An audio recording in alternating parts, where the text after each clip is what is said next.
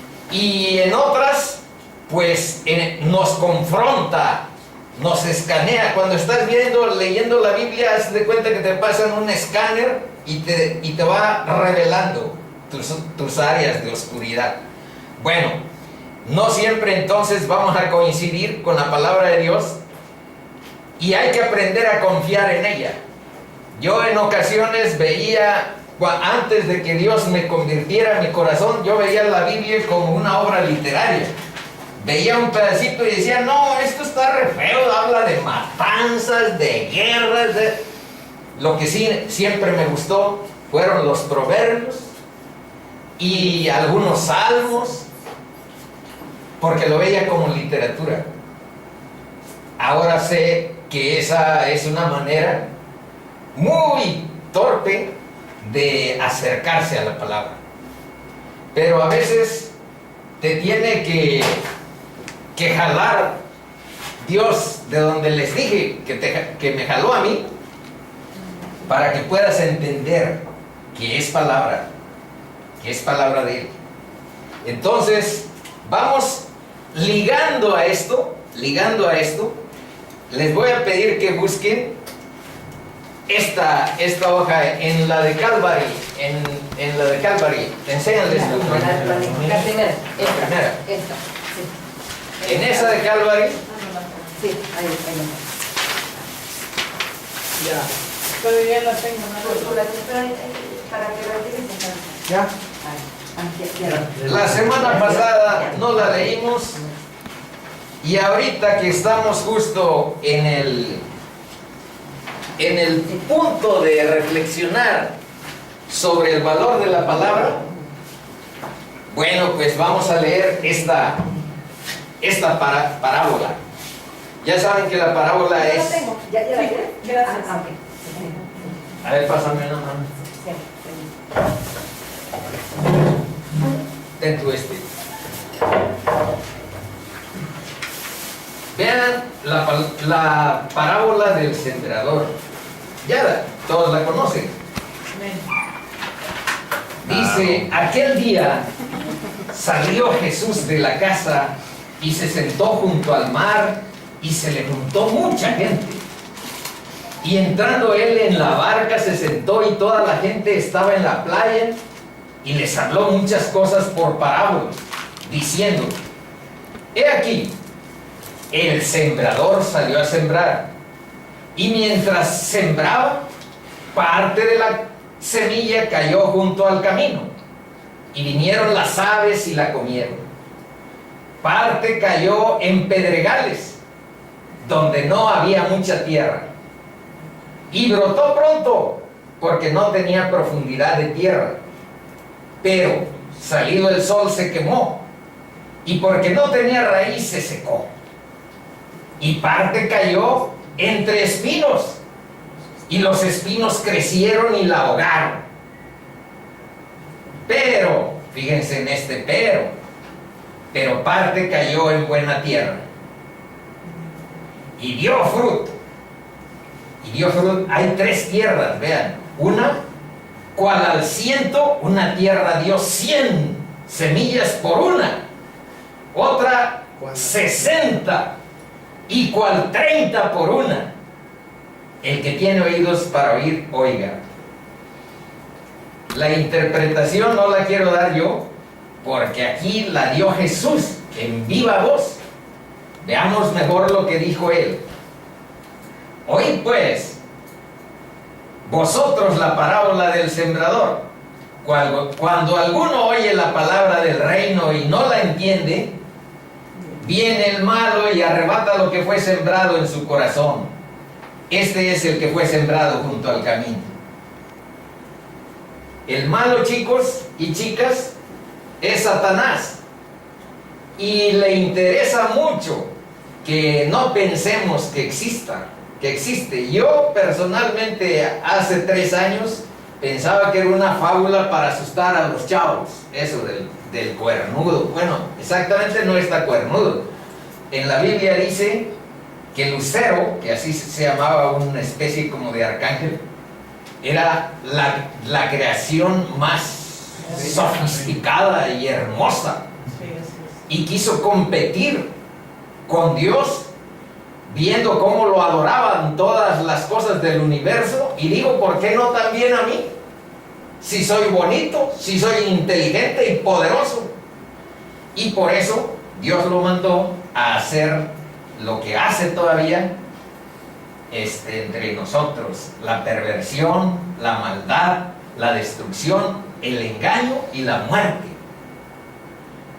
Esos son los caminos satánicos: engañarte, cautivarte con cosas que aparentan ser muy satisfactorias, son la felicidad, qué agradable, qué bueno. Pero atrás del engaño está la esclavitud. Te aprisionan los vicios o las cosas sobre las que caes. Sea esta adulterio, sea esta fornicación, sea esto soberbia, sea esto idolatría. Es una especie como de cautiverio, como de esclavitud. Y ahí está la destrucción y ahí está la muerte. Por eso Jesús dijo, Él ha venido a matar y a destruir. Yo he venido para que tengan vida y la tengan en abundancia. Bueno, vamos a seguir viendo mejor la parábola. Este es el que fue sembrado junto al camino, dice. Y el que fue sembrado en pedregales, este es el que oye la palabra y al momento la recibe con gozo. Hay algunas asociaciones o denominaciones religiosas a donde ves tanto gozo que tienen por algunas cosas y hasta se esfuerzan. Pero ahora vean lo que dice con esos emocionales. Pero no tiene raíz en sí, sino que es de corta duración. Pues al venir la aflicción o la persecución por causa de la palabra, luego tropieza. El que fue sembrado entre espinos, eso yo me pongo en ese. En mí fue sembrada la palabra como entre espinos, antes de que Dios me tocara. Antes. ¿Y qué pasa con los espinos? Vean lo que dice. Este es el que oye la palabra, pero el afán de este siglo. ¿Cuál es el afán de este siglo? Mi trabajo y el engaño de las riquezas, la lana que necesito pagar para comprarme un carro, para tener casa, para tener a mis hijos en escuelas adecuadas, etcétera, etcétera. Ahogan la palabra y se hace infructuosa. Mas el que fue sembrado en buena tierra, este es el que oye y entiende la palabra y da fruto, y produce a 100, a 60 y a 30 por uno.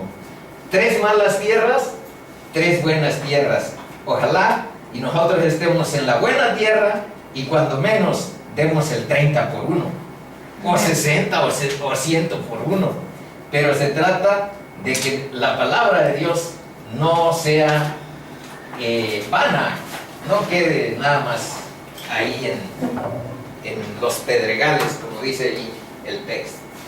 Bueno, vamos ahora a lo que nos corresponde en el orden en que... pero ¿saben qué?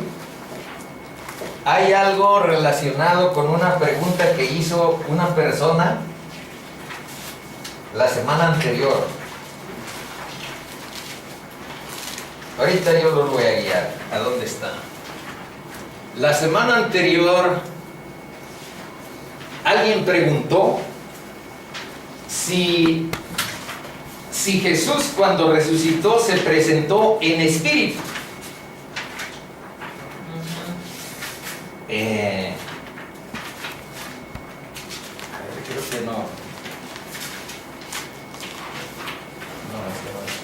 A ver. Está en esta, en la página 4. Comentario a la pregunta que hizo una persona la semana anterior.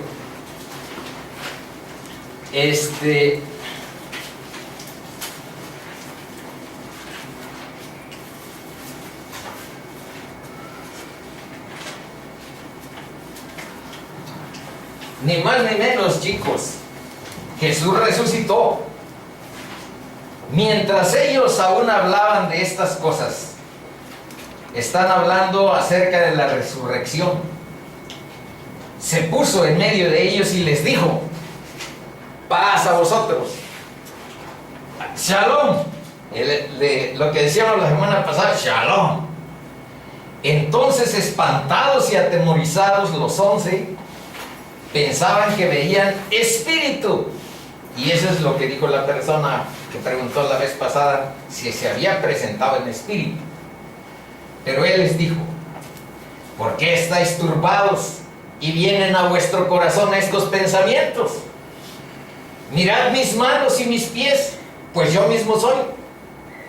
Palpad y ved, porque un espíritu no tiene carne ni huesos.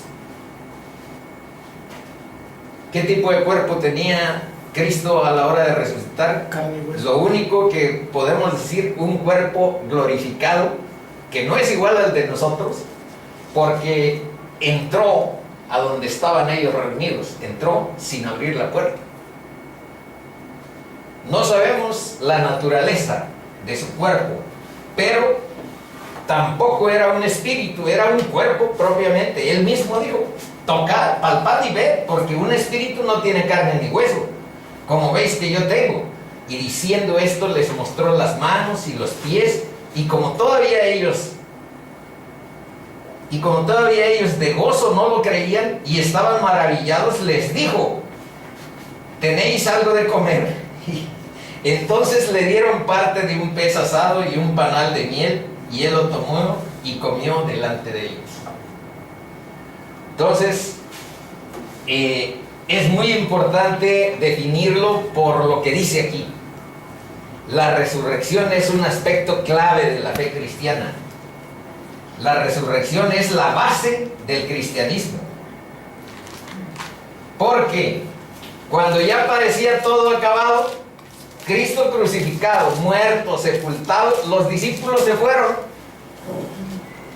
Pedro regresó a pescar y otros a hacer sus actividades. Ya perdimos toda esperanza. Los escribas y los fariseos, dice aquí, estaban satisfechos. Satanás feliz de haber visto morir al Hijo de Dios. Pero Cristo resucitó. Y esto es lo que dice Pablo: y si Cristo no resucitó, vana es entonces nuestra predicación, vana es también vuestra fe, y somos hallados falsos testigos de Dios, porque hemos testificado de Dios que Él resucitó a Cristo, al cual no resucitó, si en verdad los muertos no resucitan. Y si Cristo no resucitó, vuestra fe es vana, y aún estáis en vuestros pecados. Ese es un punto clave, por eso hay que... Y aquí atrás, esto está en una de las hojas anteriores, pero no los quiero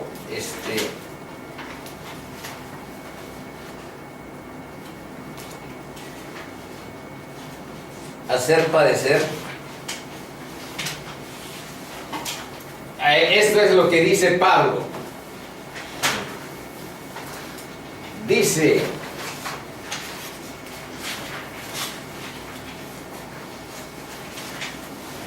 si como hombre batallé en Éfeso contra fieras, ¿qué me aprovecha? Si los muertos no resucitan, pongámonos a beber y a comer, comamos y bebamos, porque mañana moriremos. Entonces, hay pues ese foco que hay que visualizar con toda oportunidad, de que todo el cristianismo se basa en la resurrección de Cristo, y que en ello tenemos la esperanza de salvar la muerte. Porque mientras tengamos la esclavitud del pecado y no nos sometamos al Evangelio de Jesús, pues el velo de la muerte está sobre sobre nosotros. Pero para eso vino Jesús, para que nosotros podamos librarla y tener lo que Él ofrece, lo que Él tiene y el único camino que nos lleva a eso, a lo que se llama vida eterna en Cristo Jesús. Bueno, ahora les pido que busquen en su hojita, en las hojitas de hoy, la penúltima. Bautismo. Ándale. Ahí vamos a ver la última función de lo que es el Espíritu Santo. En los versos 4 y 5, que estamos estudiando el libro de, hoy vamos a ver del 6 en adelante, ahorita nos vamos, nos hizo falta ver del Espíritu Santo, según la Biblia, cuáles son las funciones o los atributos que tiene. Uno es que es el Consolador, ya lo vimos. Otro es que tiene el ministerio de enseñanza. Aquí solo quiero decirles a quien no estuvieron en la sesión anterior, que el único facultado y acreditado para enseñar la palabra de Dios, ¿saben quién es? Dios mismo, el Espíritu Santo. Yo no estoy facultado y ningún ser humano está facultado para enseñar la palabra de Dios por su propio fuero. Eso dice la Biblia. Vean lo que dice: Él os enseñará todas las cosas y os recordará todo lo que yo os he dicho. Y dice: no tenéis necesidad de que nadie os enseñe, así como la unción misma os enseña todas las cosas y es verdadera. Entonces, quien está facultado para enseñar la palabra de Dios es el Espíritu Santo. Nosotros somos instrumentos, somos canales que puede o no utilizar, pero para eso oramos, para que sí nos utilice, porque de otra manera la palabra y la sabiduría humana no edifica a nadie. Solo Dios nos puede edificar con su palabra. Bueno, también es testigo, y vamos a ver el último. Bueno, aquí nos guía Cristo, nos da la conciencia de pecado. Chicos, nadie tiene conciencia de pecado por sí mismo, ¿eh? Entonces nosotros pensamos siempre justificándonos, que tengo tales y tales acciones, pues sí, pero no es para tanto, nomás es poquito, nomás es poquito. Pero un día Dios te puede revelar su santidad y su justicia y decirte: estás en inmundicia, en pecado grueso, en muerte. Entonces Él es el que nos da conciencia del pecado. El día que tenemos conciencia de pecado es cuando nos entregamos a Cristo, porque es nuestra única tabla de salvación. Bueno, pero ahora vamos a ver en qué consiste el bautismo del Espíritu Santo. Este nos hace falta. Y ya estamos en el tema del libro de Hechos, en el versículo 5, ampliando, tratando de hacer exégesis y lo que se llama hermenéutica mejor. Bueno, dice: ¿qué pues diremos? ¿Perseveraremos? ¿En qué consiste? La pregunta es: ¿en qué consiste el bautismo del Espíritu Santo? A todos nos han bautizado, nos echaron agua acá o nos sumergieron, ¿sí? O nos sumergieron, Sí, también. Bautizado. Dicen que a quienes no nos sumergen todo, pues, bueno, pero ahorita mejor no hablemos de eso. Vamos a ver mejor lo que dice la palabra. ¿Qué pues diremos? ¿Perseveraremos en el pecado para que la gracia abunde? En ninguna manera. Porque los que hemos muerto al pecado, ¿cómo viviremos aún en él? ¿O no sabéis que todos los que hemos sido bautizados en Cristo Jesús, hemos sido bautizados en su muerte? Eso simboliza el que nos sumerjan. Morir a una vida pecaminosa, esclavizada por los valores del mundo. Eso significa el bautismo del Espíritu Santo. Porque somos sepultados juntamente con Él para muerte por el bautismo, a fin de que como Cristo resucitó de los muertos para la gloria del Padre, así también vosotros andemos en vida nueva. Esa es la característica de este bautismo. ¿Quién la hace? Pues Dios, manito. Ya después puedes tú ir a que te sumerjan al agua, pero eso es como una manifestación pública de lo que está sucediendo con tu vida. Pero lo que hace este bautismo es del Espíritu Santo, quien te transforma, quien cambia tu naturaleza. No es que vayas frente a una persona. Por eso dice aquí uno, miren,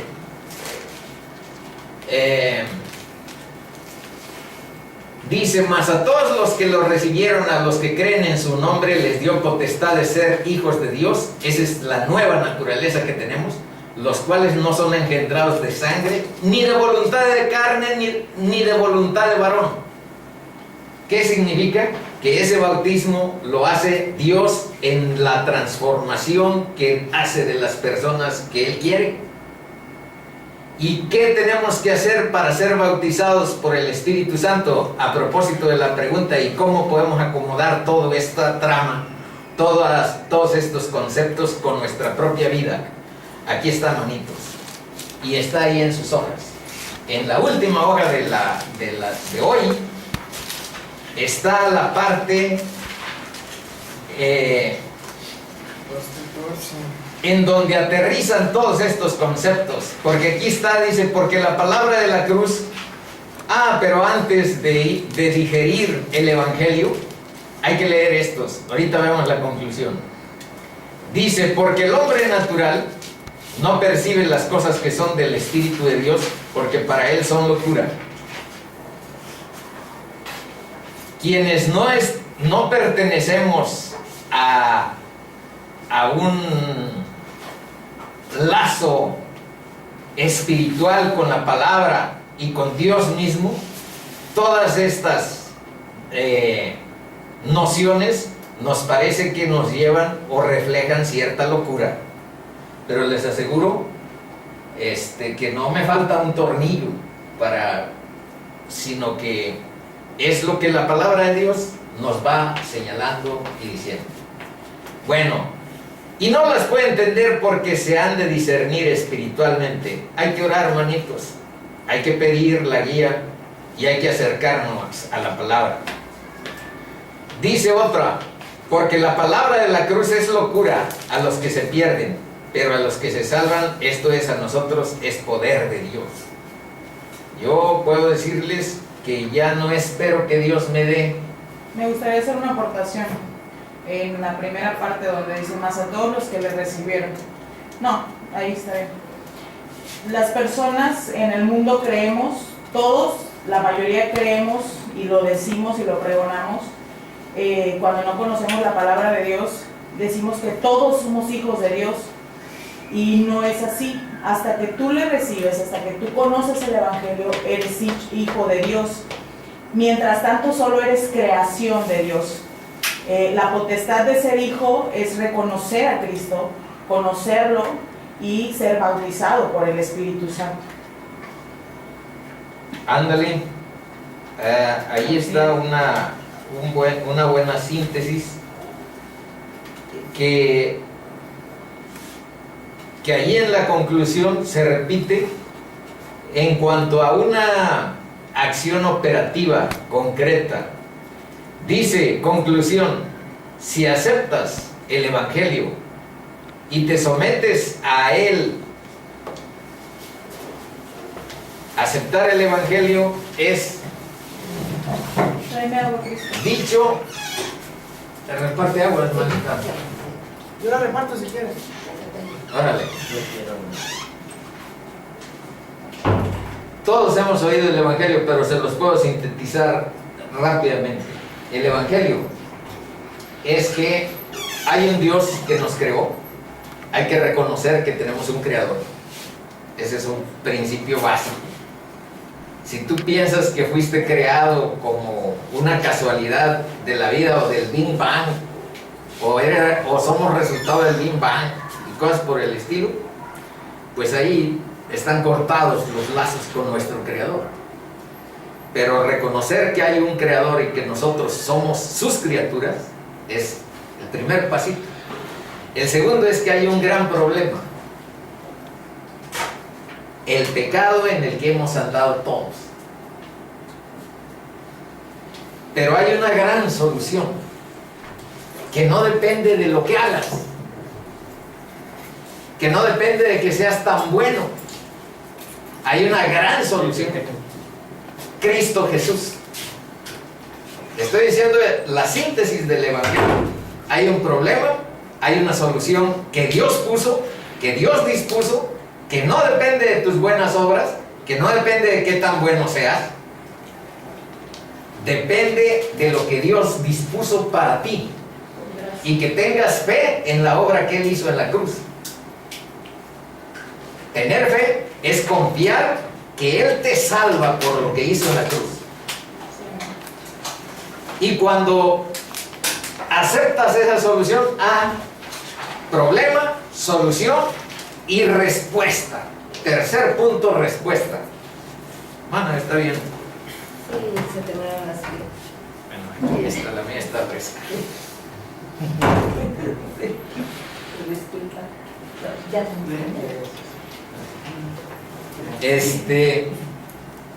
Ese es el Evangelio. En síntesis, manitos.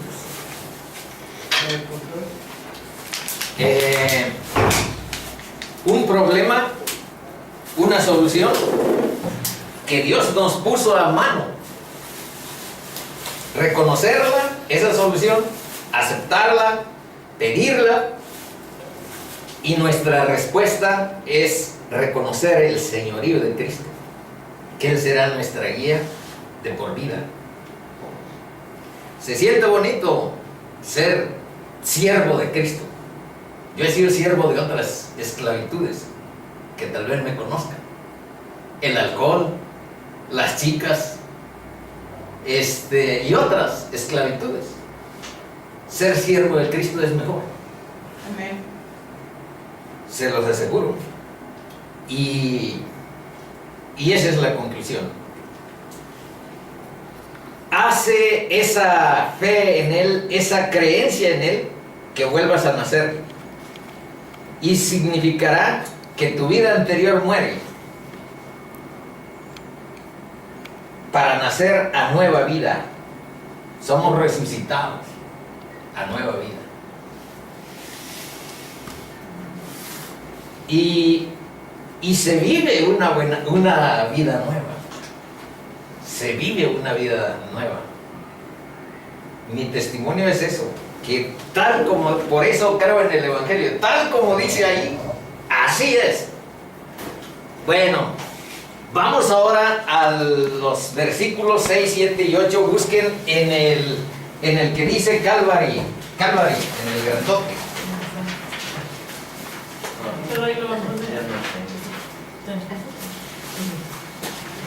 Esto dura 1 hora y ya nos aproximamos, así es que tranquilos, y si hay preguntas vamos a dejar unos 15 minutos, porque es 1h30 máximo, pero 1 hora es, digamos que, el tiempo ideal. Vamos a ver, estamos en el versículo 6. Ya lo encontraron, está en la página 10 de este material el de Calvary. Calvary en casa, página 10. Bueno, ahí está. Versículo 6. Entonces, los que se habían reunido le preguntaron diciendo: Señor, ¿restaurarás el reino a Israel en este tiempo? Fíjense, Jesús ya había resucitado, estuvo 40 días después de haber resucitado con los apóstoles, y todavía no les caía el 20 de varias cosas, de quién era Él y otras. Ahora ellos estaban interesados por el reino, porque ellos querían como su tajada de poder, porque Cristo les había dicho a los 12: y ustedes serán quienes lideren, quienes gobiernen a las 12 tribus de Israel. Yo soy el rey, pero ustedes serán quienes gobiernen a las 12 tribus de Israel. Y por eso dicen: ya restaurarás el reino para que nos des nuestro huesito. Ya queremos formar parte del poder. Y él les dijo: no os toca a vosotros saber los tiempos o las sazones que el Padre puso en su sola potestad. Más adelante vamos a ver unos versos ligados a este, porque hay personas de las que estudian la Biblia que andan azotando mundo, andan de trotamundos, vociferando que ahora que Donald Trump reconoció al Estado de Israel, bueno, a Jerusalén como la capital, pues ya nos aproximamos a X terminación de los tiempos, etcétera, etcétera.